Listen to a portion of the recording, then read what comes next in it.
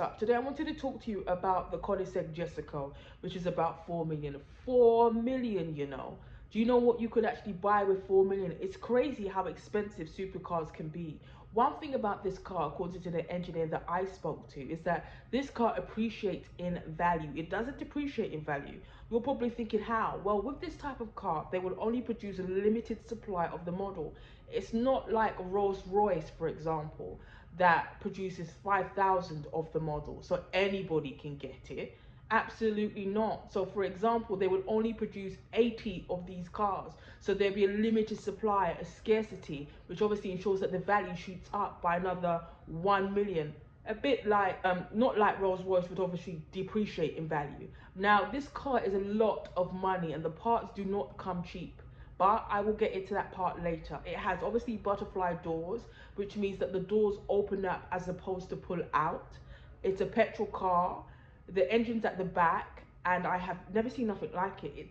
It's like a beast. The engine can be obviously accessed using the key to obviously lift the hood up. With this particular car, you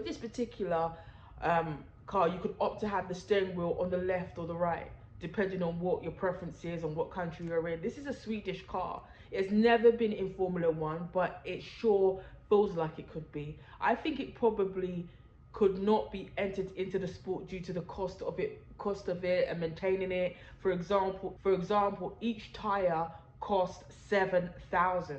It's a hard top, but you can essentially have it as a drop top by obviously unclipping the top of the car and folding it into the front. As this car is left-hand drive, underneath the steering wheel there's a tool that you can use that should you get into a car accident, you can actually smash the glass. There is a bonnet telling you it is very minimalistic. You could probably put your purse in there. It's that small. When I talk about the specifications of this car, to me, like most supercars, it doesn't really have much going on in the car in terms of infotainment, as all of these features I feel are quite minimalistic but gets the job done.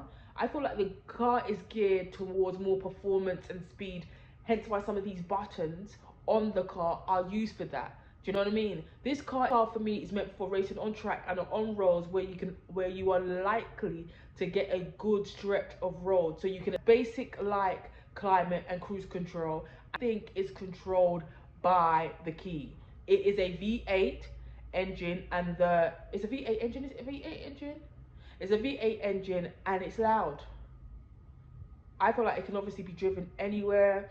I personally feel like cars like these, especially if you have not driven it, when you first drive a supercar like this, the sound of that engine, it's like, why is it so loud? And obviously that's obviously dependent on what mode you're obviously driving in. Anyway, take a look and tell me your thoughts. Peace out and take care. Koenigsegg.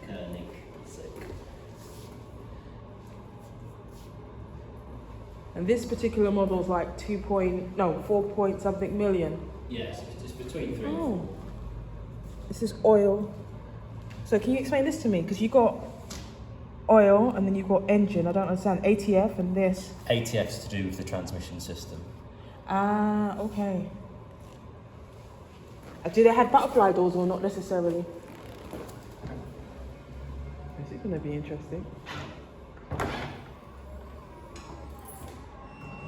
Wow. It's a bit like what's the McLaren that I drove from?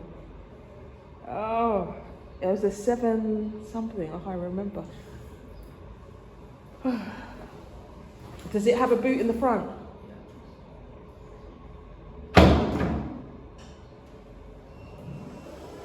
Oh my God.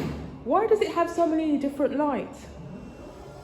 Just normal side lights, headlights, main, all in there, and then the daytime running lights and these little dots there.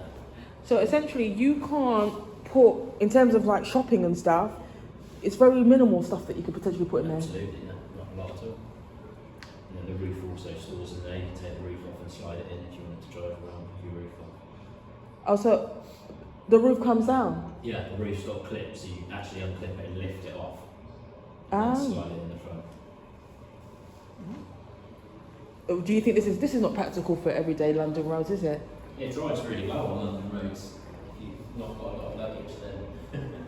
Oh. Do you have a courtesy car to drive one of these every day? Let me see in the.